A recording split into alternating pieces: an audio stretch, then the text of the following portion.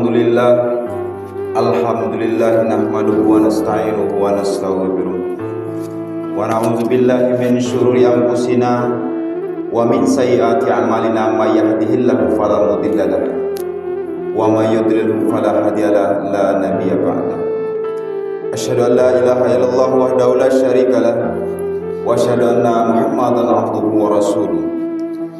Allahumma shalli ala sayyidina Muhammad wa ala ali sayyidina Muhammad. Wa qala Allah ta'ala fil Qur'anil Karim, ya ayyuhallazina amanu taqullaha haqqa tuqatih wa la tamutunna illa wa antum muslimun. Ya ayyuhallazina amanu taqullaha wa qulu qawlan sadida yuslih lakum a'malakum wa yaghfir lakum dzunubakum wa may yuti'illah wa rasulahu faqad faza fawzan 'azim. Wa qala Rasulullah sallallahu alaihi wasallam, ittaqullaha haitsuma kunta wa atbi sayyi'atal hasanata tamhuha wa khaliqin nas bi khuluqin hasanin. Amma ba'd. Pertama-tama dan yang lebih utama, marilah kita selalu mengucapkan puji serta syukur kita kepada Allah Subhanahu wa taala, yang mana kita masih diberikan nikmat iman, nikmat Islam oleh Allah Subhanahu wa taala. Atas nikmat-nikmat tersebut sehingga kita selaku muslim dapat melaksanakan salat Jumat secara berjamaah di Masjid Mujahidin yang sangat kita cintai. Yang kedua kalinya salawat dan salam selalu kita curahkan kepada junjungan kita Nabi akhir zaman, yaitu Nabi besar Muhammad sallallahu alaihi wasallam. Semoga kita semua selaku umatnya dapat mengikuti sunnah-sunnah beliau hingga akhir kiamat, dan nantinya kita mendapat sapaan beliau juga di akhir kiamat. Amin ya rabbal alamin.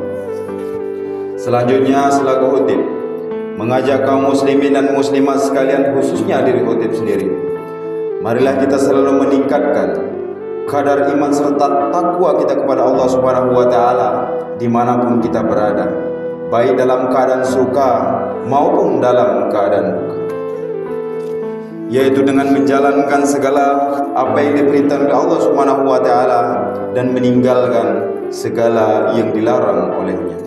Adapun judul khutbah kita pada Jumat kali ini yaitu akibat meninggalkan dari sholat Jumat. Hadirin jamaah Jumat yang dirahmati oleh Allah Subhanahu wa taala. Allah Subhanahu wa taala sangatlah mengagungkan sholat Jumat dan memerintahkan kita untuk mengagungkannya. Sholat Jumat adalah salah satu di antara syiar-syiar Allah Subhanahu wa taala yang harus kita muliakan. Allah Subhanahu wa taala berfirman di dalam Al-Qur'an dalam surat Al-Jumu'ah ayat 9 yang berbunyi, ya ayyuhallazina amanu idza nudiyas sholati min yaumil jumu'ati fas'au ila zikrillah wa zarul bai' zalikum khairul lakum in kuntum ta'lamun. Wahai orang-orang yang beriman, apabila telah diseru untuk melaksanakan sholat pada hari Jumat, maka segeralah kamu mengingat Allah dan tinggalkanlah jual beli. Yang demikian itu lebih baik bagimu jika kamu mengetahui.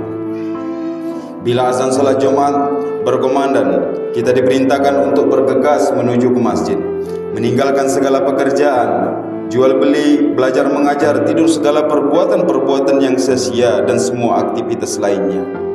Seorang hamba, jika ia adalah seorang laki-laki yang merdeka, laki-laki yang sudah baligh, tidak sakit dan tidak safar, maka dia mesti mendengarkan khutbah Jumat.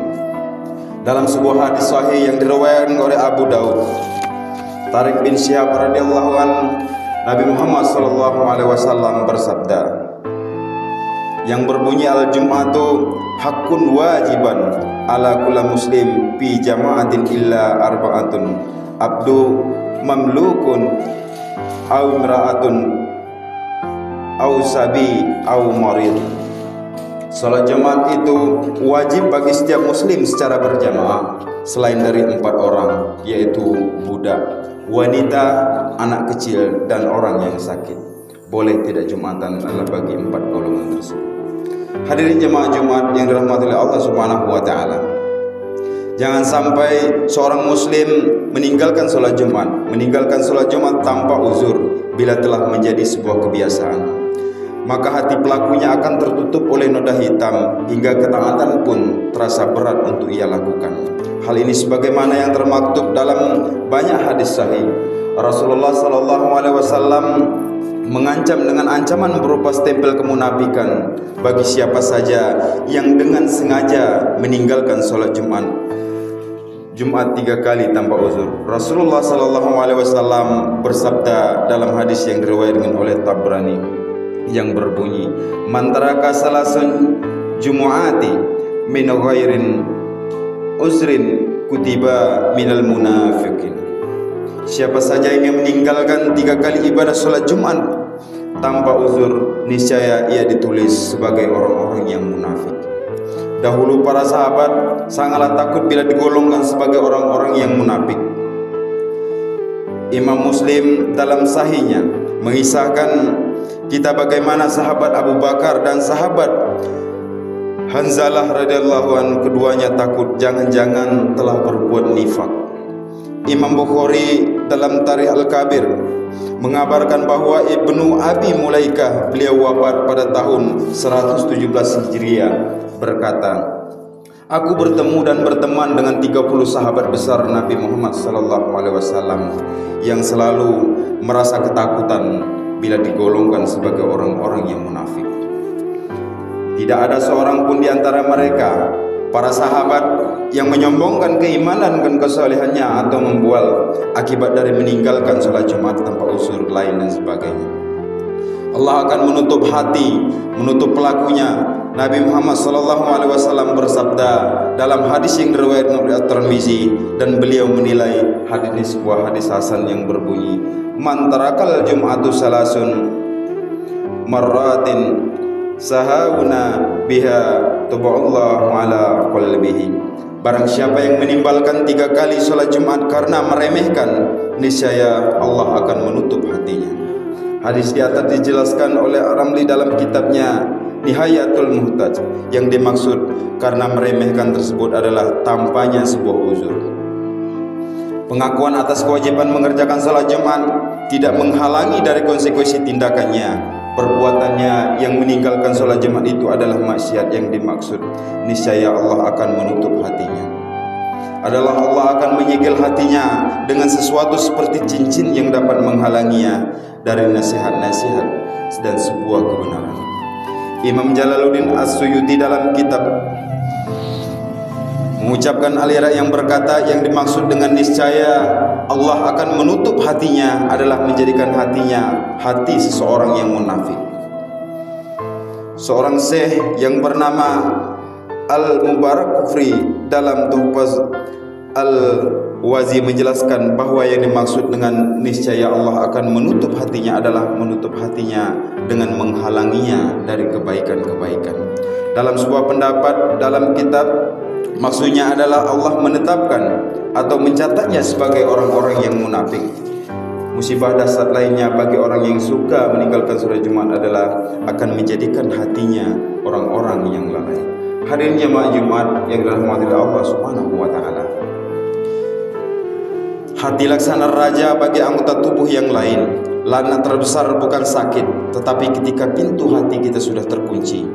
Summum bukmun umyum fahum la yarjiun. Telinga tugasnya untuk mendengar, mata tugasnya untuk melihat, hati tugasnya untuk merasa, dan di dalam hati inilah iman kita bersarang. Banyak amalan-amalan yang sangat mengundang sebuah pahala yang bisa dilakukan oleh hati.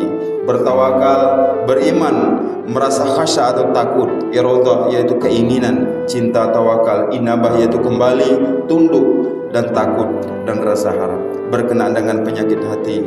Allah Subhanahu wa taala berfirman dalam Al-Qur'an dalam surat Al-Maidah ayat 13 yang artinya, tetapi karena mereka melanggar janjinya, maka kami akan melaknat mereka dan kami jadikan hati mereka keras membatu.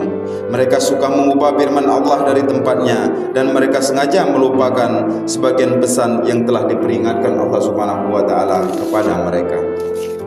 Kerasnya hati ini termasuk hukuman paling parah yang menimpa manusia akibat dosanya. Ayat-ayat dan peringatan tidak lagi bermanfaat baginya, dan tidak merasa takut untuk melakukan sebuah kejelekan dan tidak terpacu untuk melakukan sebuah kebaikan, sehingga sebuah petunjuk, sebuah ilmu yang sampai kepadanya bukannya menambah baik, justru menambah buruk keadaannya. Allah Subhanahu wa taala berfirman dalam Al-Qur'an dalam surat Al-Baqarah ayat 7 yang berbunyi, khatamallahu ala qulubihim wa ala sam'ihim wa ala absarihim ghishawatu wa lahum azabun azim. Allah telah menguji hati dan pendengaran mereka. Allah telah menutup penglihatan mereka dan mereka akan mendapatkan azab yang sangat berat dari Allah Subhanahu wa taala. Adapun beberapa dari keutamaan sholat Jumat, yaitu diantaranya yang pertama yaitu akan menghapuskan dosa. Dikeluarkan oleh Imam Muslim sebuah hadis dari Abu Hurairah. Ia berkata bahwasanya Rasulullah sallallahu alaihi wasallam bersabda yang berbunyi, As-salatul hamsu wal jama'atu ilal jam'ati kafaratan lima bainahunna ma lam tushal kabar.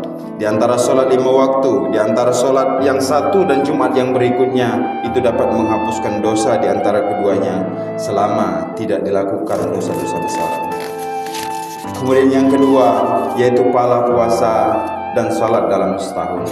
Setiap langkah menuju sholat Jumat mendapat ganjaran puasa dan sholat dalam setahun. Dari Aus bin Aus, ia berkata bahwasanya Rasulullah sallallahu alaihi wasallam bersabda, barang siapa yang mandi pada hari Jumat dengan mencuci kepala dan anggota badan lainnya, lalu ia pergi di awal waktu atau ia pergi dan mendapatkan khutbah yang pertama, lalu ia mendekat pada imam mendengarkan khutbah secara diam, maka setiap langkah kakinya terhitung seperti puasa dan sholat dalam setahun. Hadirin jemaah Jumat yang dirahmati Allah Subhanahu wa taala. Meskipun demikian, ancaman dan akibatnya bukan berarti pintu tobat tertutup, bukan berarti Allah tidak akan menerima tobat hamba-hambanya karena meninggalkan kewajiban tersebut jika mereka bersungguh-sungguh dalam tobatnya dan tidak mengulanginya lagi. Allah Subhanahu wa taala berfirman dalam Al-Qur'an surat Az-Zumar ayat 53. Katakanlah, wahai hamba-hambaku yang melampaui batas terhadap diri mereka sendiri, janganlah kamu berputus asa dari rahmat Allah Subhanahu wa taala. Sesungguhnya Allah akan mengampuni dosa-dosa semuanya. Sungguh Dialah yang Maha Pengampun lagi Maha Penyayang. Mari kita nasihatkan kepada diri kita sendiri dan teman kita agar menjaga salat Jumat. Mari kita ingatkan teman-teman kita yang belum mau mengerjakan salat Jumat dengan cara-cara yang baik. Mari kita sampaikan kewajiban sholat Jumat kepada teman-teman kita yang belum mengetahui kewajiban-kewajibannya tersebut. Demikianlah khutbah Jumat singkat kita pada hari ini. Mudah-mudahan bermanfaat untuk kita semua dan khususnya pada diri khutib sendiri. Aqulu qawli wa astaghfiruhu li wa lakum.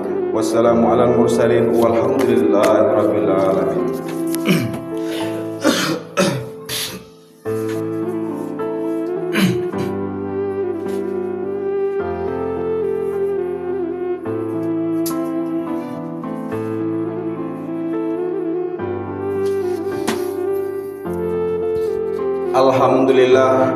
Alhamdulillahillazi hamdan katsiran kama amara. Asyhadu an la ilaha illallah wahdahu la syarikalah wa asyhadu anna Muhammadar Rasulullah.